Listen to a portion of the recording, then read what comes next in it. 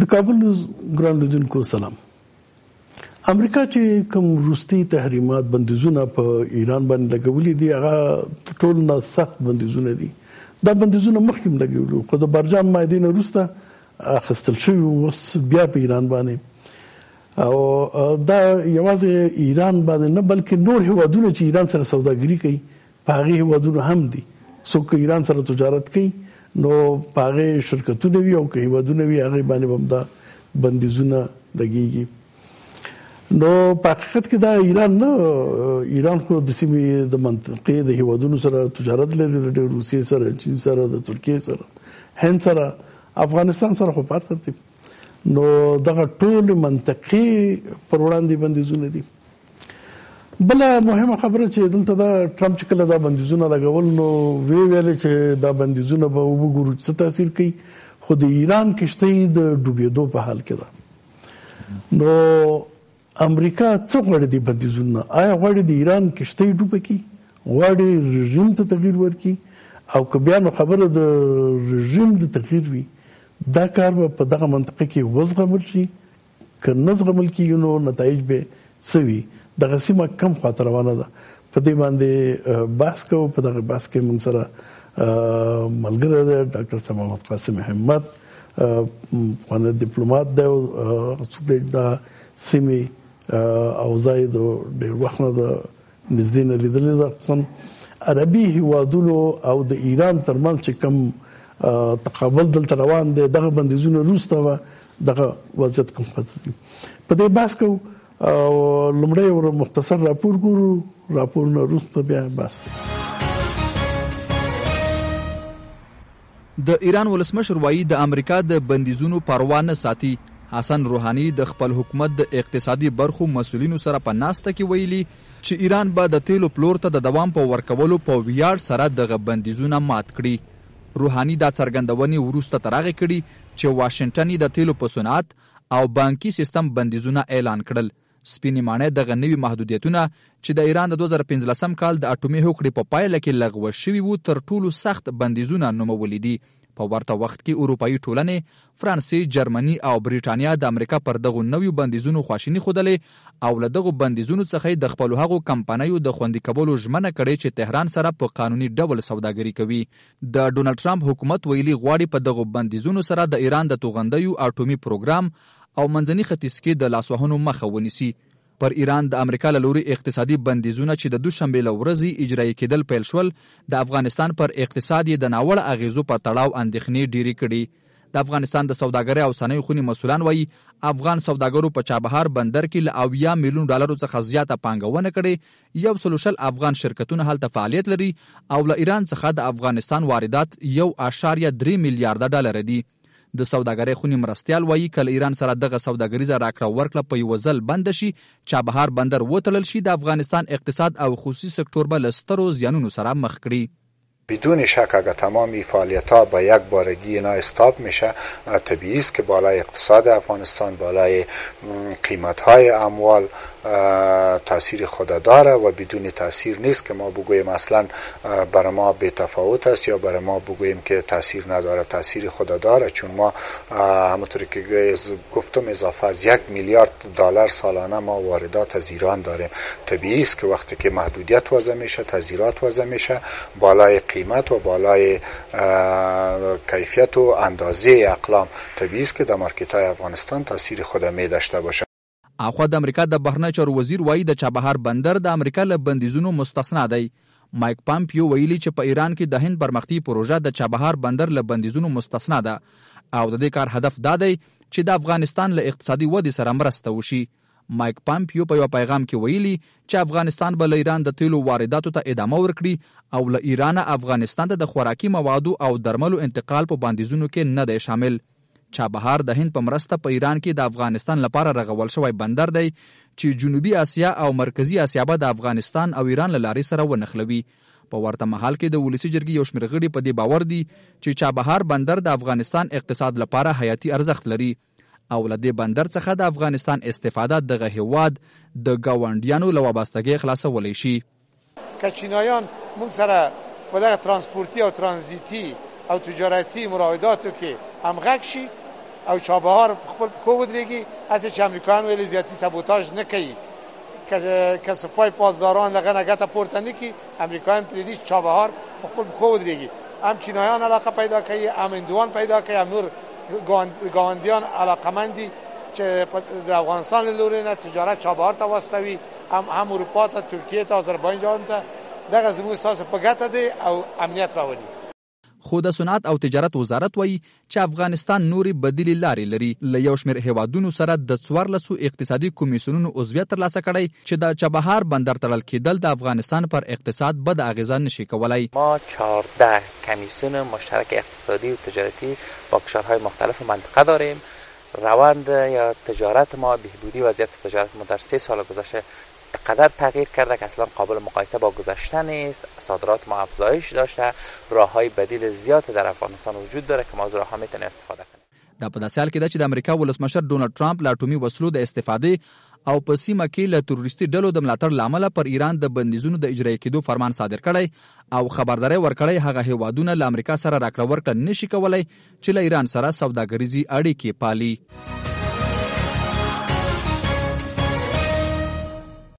همسب ستړي مشي په خیر راغلی کور مدان چې تشریف هم راوړم. همسب اول که بحث دغه شروع کو چې ټرمپ څه خبره وکړه چې د ایران کشتۍ په ډوبېدو ده دا اصلي وا خبره ده او کنه امریکا اصل هدف د بندیزونو کوم خاص شرایط په ایران باندې قبلول نه بلکې د په اصطلاح د ایران کشتۍ ډوبول غواړي رژیم ته تغییر ورکول غواړي. امریکا څه غواړي د بندیزونو؟ بسم الله الرحمن الرحیم. تاسو ته ټولو درنو لیدونکو ته احترامات وړاندې کوم. ستاسو سوال ډیر وجیح دی، ډیر مهم سوال ده او رښتیا هم دا باید څرګند شي چې امریکا د دې بندیزونو تر شا کوم اهدافو ته رسیدل غواړي. ظاهرا د امریکا په دې وروستیو سیاستونو کې د ایران په هکله درې خبرې ډېرې عمده ښکارېږي. یوه دا چې غواړي د بندیزو له لارې نه د ایران په اصطلاح مداخلې په سیمه ییزو هیوادونو کې لکه په لبنان، عراق، سوریه، یمن او په دې ځایونو کې فلسطین کې چې ایران ورته د مقاومت محور وایي. ایران دغه خپله یوه وجیبه ګڼي چې باید د دې سیمې د دې تحریکونو او د دې مقاومتونو دفاع وکړم. غواړي چې دغه راټیټ کړي، دغه ګراف ټیټ کړي. دومره غوښتنه یې دا ده چې ایران د خپل راکټي پروګرامونو نه لاس په سر شي. کوم قاره‌پیما یا په اصطلاح لرې ویشتونکي راکټونه چې ایران جوړ کړي دي او د جوړېدو په حال کې ده د هغه نه صرف نظر وکړي. او درېیمه غوښتنه یې دا ده چې د ایران د اټومي پروګرام هغه شک او شبهې چې موجودې دي هغه ختم کړي او د برجام د خبرو لپاره له سره کینی، یعنی سره په نوو شرایطو باندې نو د امریکا دا درې غوښتنې معلنې دي، یعنی ښکاره شوې غوښتنې دي چې همیشه مطبوعات ورته اشاره کړې ده او امریکا رسمي موقف هم همدا ده. د څو وخت مخکې د امریکا د خارجه وزیر پامپیو له خبرو نه هم همداسې ښکاره شو چې د امریکا دا غوښتنې دي. څو وخت مخکې هم تاسو به په یاد وي چې امریکایانو بار ویلو چې زمونږ غرض یا هدف د رژیم بدلیدل نه دي یا د رژیم سقوط نه ده، بلکې موږ غواړو چې د ایران په رژیم کې داخلي او خارجي رویه بدله شي. یعنی هم داخلي سیاست چې کوم ایران په داخل کې لري او هم هغه خارجي سیاست چې ایران په سیمه کې لکه ما مخکې ورته اشاره وکړه هغه لري. دا د امریکایانو هغه ښکاره او څرګند هدف ده. اما د دې تر شا یو بل ډېر مهم هدف هم پروت ده چې هغه تر اوسه څرګند نه ده او هغه په دې سیمه کې د توازن یا د بالانس په اصطلاح د ساتلو یو اساسي او ستراتیژیک مقصد ده. په دې سیمه کې د امریکا تر ټولو نږدې ملګری اسرائیل ده او اسرائیل یو اټومي قوت ده او یو لوی قوت باندې حسابېږي. امریکایانو ته ډېر نږدې ده. د امریکایانو په سیاست کې د ټولو رئیس جمهورانو په سیاست کې یو مطرح او په اصطلاح محوري موضوع ده. له پخوانیو سیاستمدارانو نه تر اوسه پورې داسې ښکاري چې امریکا نه غواړي دغه توازن بدل شي. که هر چا د دې توازن د بدلیدلو هاند کړی لکه عراق یا سوریه یا ایران، هغوی د سخت مخالفت سره مخامخ شوي دي. دا هغه پټه په اصطلاح څرګنده اجنډا ده. درست. یعنی ایران اوس آیا اسرائیل ته یو ګواښ دی؟ ایران ځکه د دې زیاتره سیالي عملا که مذهبي عنوان باندې روانې دي او یا که قومي برتري یا د پان ایرانیزم اهدافو کې طرفیږي د عربو سره دي. اسرائیل خو دوی که عنوانیم عملا هغه څه چې عملا د ایران په سیاستونو کې واقع دي. یمن کې دوی مصروف دي، په لبنان کې دي، لیکن هلته کې دي که په سوریه کې دي که په نورو ځایونو کې دي د عربي نشنالیزم سره زیات مخ دي. نو اسرائیل ته رښتیا څونه ګواښ دی ایران؟ ګوره ایران په د خپل موقعیت سره چې جیوپولیټیک موقعیت موږ ورته وایو، یعنی د یو قوي ملک د جوړېدلو مکونات او پوتنسیل لري، ځکه چې هم بحر په خپل اختیار کې لري، هم وچه په خپل اختیار کې لري، او هم د ځمکې په منځ کې چې کوم معدنونه دي او ډېر مهم شی چې د نفت او غاز دي، د ایران د همدغو خاوند ده. یعنی ایران هم په اقتصادي لحاظ باندې، هم په اصطلاح استراتیژیک لحاظ باندې، هم په جغرافیوي لحاظ باندې د دې توان لري چې یو ستر قدرت شي، یو لوی قدرت شي، یو قوت شي په سیمه کې. او دا قوت جوړېدل په خپل ذات کې د سیمې د توازن یا د تعادل لپاره یو خطر ده بدون شک. یعنی دا چې ایران به د اسرائیل لپاره څومره خطر وي، ځکه چې ایران خاتمي قوت نه ده او ایران دومره ډېر زیات استراتیژیک قوي ملګری هم نه لري لکه څومره چې اسرائیل لري. یعنی اسرائیل قوي ملګری اروپایي هیوادونه او امریکا ده، او ایران تر اوسه خپل اسرائیل قوي هیواد ده، خپل اسرائیل هم یو اتومي قوت ده. په سیاسي لحاظ باندې ډېره مهمه خبره ده چې دلته د هغه سیاستونه، هغه نړیوال سیاستونه په اصطلاح باندې چې د لوی اهدافو لپاره جوړ شوي دي، په یغو کې د اسرائیلو موجودیت په دې سیمه کې دا د هغو سیاستونو د پلي کولو لپاره ډېر مهم ده. نو امریکا او اروپایان شاید په هیڅ صورت حاضر نشي دي چې اسرائیل تهدید شي، یا اسرائیل موجودیت یا د اسرائیل موقعیت یا د اسرائیل نقش په اصطلاح باندې تر سوال لاندې راوستل شي. نو په همدې خاطر باندې دا تیر حرکات چې شوي دي، دا ډېر ستر قوتونه لکه عراق مثلا، عراق د صدام په وخت کې یو ډېر لوی نظامي قوت و، عملا ایران ته شکست ورکړو، یعنی ډېر یو لوی اقتصادي او نظامي قوت و، ولیکن له منځه یې ولاړ. همدارنګه سوریه د یو قدرت د جوړېدو په حال کې و، همدارنګه نور هیوادونه لکه سیمه کې چې پراته دي. نو دا هم د امریکانو ملحوظ ده، ځکه چې دا په سیاست کې یو مهم پوینټ ده چې ته په کوم ځای کې د څه هدف لپاره څه وخت خپل ملګری استعمال کړي. درست. اسرائیل ته اصلي ګواښ عربي نشنالیزم دی او که ایران؟ زه تر هغه ځایه چې فکر کوم امریکا خاصتا ترامپ د یو نوي ستراتیژي په خاطر باندې عربانو ته ضرورت لري، بالخصوص د فلسطین په موضوع کې خپل یو ډېر مهم او ستراتیژیک ملګری سعودي ته ضرورت لري. یعنی فلسطین یو ډېر لانجمنه یو بحراني سیمه ده چې تاسو ته معلومه ده، له 80 اویا کالو راځي خو په دې کې جګړې شوي دي او په دې کې د عربانو د اروپایانو او امریکانو ترمنځ فاصلې ایجاد شوي دي. نو د دې لانجې د حل لپاره یا د دې لانجې د ختمولو لپاره کوم نقش چې سعودي لوبوي یا په اصطلاح سعودي عربستان کولای شي ویلوبوي، نو امریکا دې ته ډېر اهمیت ورکوي. په دې اساس باندې که چېرته اختلاف هم وي تر هغه وخته پورې چې ایران تهدید وي یا ایران د فلسطین د قضیې یو معنی وي په اصطلاح د امریکایانو یا د اروپایانو، نو طبعا امریکا به د ایران دغه نقش نه غواړي چې ویلري، یعنی باید ضعیف شي. یعنی داسې ویلی شو چې اوس ایران سره د امریکا مخالفت یا د امریکا د خوا نه د ایران د کښتۍ د ډوبولو هڅه اسرائیل ته د تهدید نه زیات د عربي هیوادونو د ملاتړ ترلاسه کول په خاطر ده. او تاسو به په یاد د بندیزونو د اعلان فورا اولین موقف چې ښکاره شو ډېر د خوشحالي موقف د اسرائیل و. یعنی اسرائیل په ډېر خوشحالي سره وویل چې امریکا یو ډېر ښه کار وکړ، در حالې کې امریکا یوازې ده په دې موضوع کې، یعنی نه ورسره اروپایي هیوادونه ملګري دي، نه ورسره مثلا روسیه، چین او نور هیوادونه ملګري دي، حتی عربي هیوادونه هم. ځکه چې که موږ فکر وکړو مثلا د دې بندیزونو تر شا دغه ستراتیژیک اهداف چې ما ورته اشاره وکړله په نړیوالو روابطو باندې هم ډېر اثر لري. مثلا همدغه د ایران تحریم یا بندیزونه که منتج په دې شي چې د ایران د تیلو تولید بند شي، شاید بند نشي خو احیانا که بند شي مثلا فکر وکړو، نو دا به د نړۍ په بازار کې د ایران دغه خلا یا د کمبود نفتو چې ډیر مهم ده د نفتو بازار په دنیا کې، دا به څوک پوره کوي؟